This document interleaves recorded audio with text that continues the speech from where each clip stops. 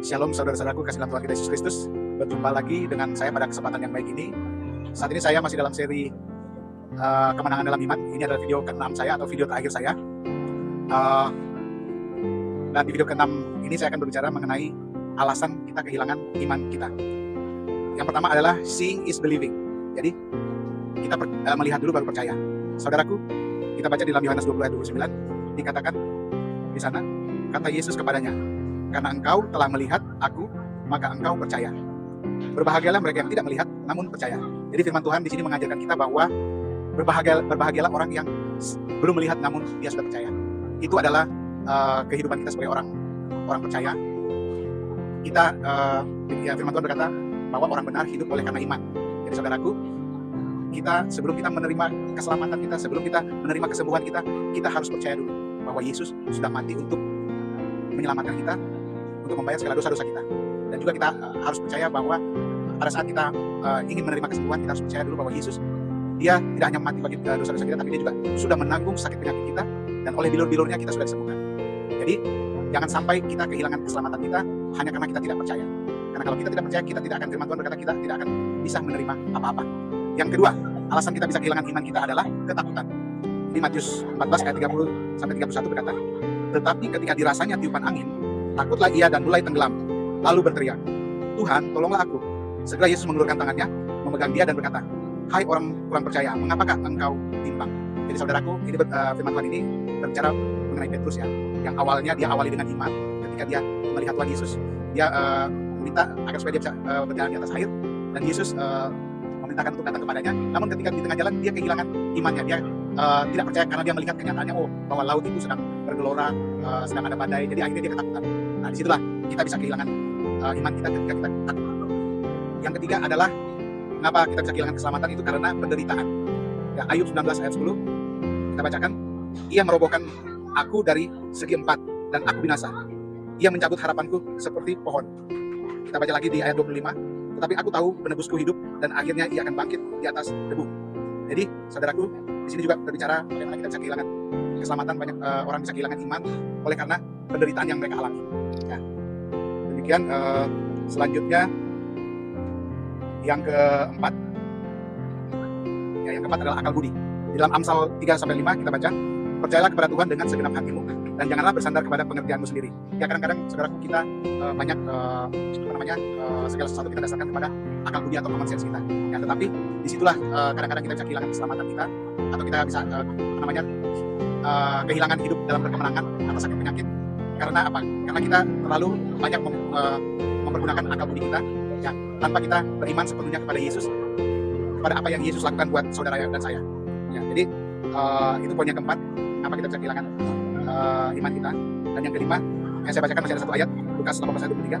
Ketika orang muda itu mendengar perkataan itu, ia pergi dengan sedih sebab ia sangat kaya. Nah, ini juga bercerita tentang seorang yang kaya, yang dia percaya pada Yesus, apa aja yang dia bisa lakukan, semua dia sudah lakukan. Dan yang terakhir Yesus katakan, jualah semua apa yang kamu punya, dan dia tidak melakukannya. Kenapa? Karena dia sangat kaya. Ya, jadi itu pun bisa membuat kita meninggalkan iman kita. Ya, dan kita bisa kehilangan keselamatan kita. Nah, dan yang kelima adalah apa saja yang bisa membuat kita kehilangan keselamatan adalah kita mencintai dosa. Yohanes 3:19 dikatakan, dan inilah hukuman itu, terang telah datang ke dalam dunia, tapi manusia lebih menyukai kegelapan daripada terang, sebab perbuatan-perbuatan mereka jahat. Jadi manusia, kenapa mereka tidak mau bertobat, kenapa mereka tidak mau beriman kepada Yesus, menerima keselamatan, karena mereka masih mencintai dosa. Karena salah satu syarat dari keselamatan, kita harus menyadari bahwa kita adalah manusia berdosa dan kita butuh juru selamat. Dan semua itu hanya kita dapatkan lewat iman kita kepada Yesus. Selanjutnya adalah poin yang keenam, ya, adalah alasan kita bisa kehilangan iman kita adalah kekhawatiran dan kekayaan. Matius 13 ayat 22 dikatakan, yang ditaburkan di tengah semak duri ialah orang yang mendengar firman itu. Lalu kekhawatiran dunia ini dan tipu daya kekayaan menghimpit firman itu sehingga tidak berbuah. Satu ayat lagi di dalam 1 Timotius 6 ayat 9-10, tetapi mereka yang ingin kaya terjatuh ke dalam pencobaan, ke dalam jerat, dan ke dalam berbagai-bagai nafsu yang hampa dan mencelakakan, yang menenggelamkan manusia ke dalam keruntuhan dan kebinasaan. Karena akan segala kejahatan ialah cinta akan uang. Sebab oleh memburu uanglah beberapa orang telah menyimpang dari iman dan menyiksa dirinya dengan berbagai-bagai duka. Nah, jadi saudaraku, firman Tuhan sangat jelas di sini, kekhawatiran dan kekayaan bisa membuat kita juga kehilangan iman kita. Nah, yang kedelapan, mengapa kita bisa kehilangan iman kita? Yang ketujuh, adalah pergaulan buruk. Di dalam 1 Korintus 19 ayat 33 dikatakan, janganlah kamu sesat. Pergaulan yang buruk merusakkan kebiasaan yang baik. Ibrani 3 ayat 12 sampai 13 dikatakan, waspadalah hai saudara-saudara, sebab di antara kamu jangan terdapat orang yang hatinya jahat dan yang tidak percaya, oleh karena ia murtad dari Allah yang hidup. Tetapi nasihatilah seorang akan yang lain setiap hari, selama masih dapat dikatakan hari ini, supaya jangan ada di antara kamu yang menjadi tegar hatinya karena tipu daya dosa. Ya, jadi saudaraku, di dalam 1 Korintus ya sangat jelas dikatakan pergaulan buruk itu dapat merusakkan kebiasaan baik. Ya, jadi saudara harus memastikan saudara berada di lingkungan yang tepat, di lingkungan orang-orang yang percaya yang dapat membangun iman kita. Nah, yang kedelapan, ya hal-hal yang bisa kehilangan, yang membuat kita kehilangan iman kita adalah kekecewaan. Ya, Amsal 3 ayat 12 dikatakan, harapan yang tertunda menyedihkan hati, tetapi keinginan yang terpenuhi adalah pohon kehidupan. Yesaya 55 ayat 8-9 dikatakan, sebab rancanganku bukanlah rancanganmu, dan jalanmu bukanlah jalanku. Demikianlah firman Tuhan.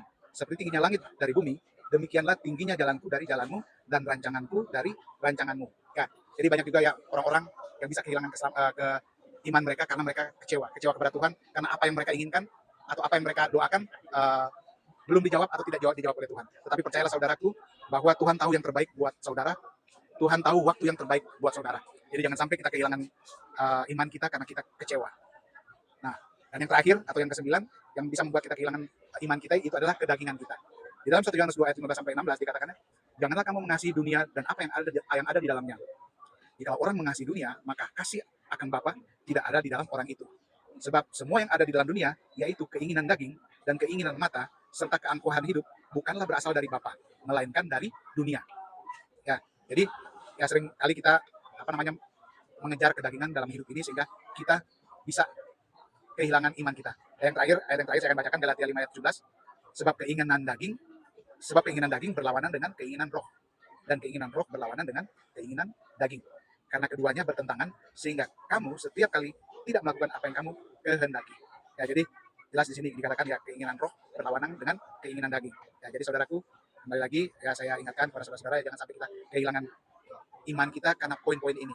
Ya, saya berdoa biar saudara selalu memelihara iman saudara, selalu baca firman Tuhan, karena firman Tuhan itu iman kita itu timbul dari pendengaran akan firman Tuhan, dan kita juga harus dikelilingi oleh orang-orang yang akan membangun iman kita. Kita berada di persekutuan yang tepat, ya kita rajin-rajin bersekutu dan mendengarkan firman Tuhan. Oke, baiklah, seri video saya sudah berakhir tentang kemenangan dalam iman. Ya, mari kita hidup di dalam iman, dan mari kita hidup berkemenangan atas dosa dan atas sakit penyakit. Tuhan Yesus memberkati.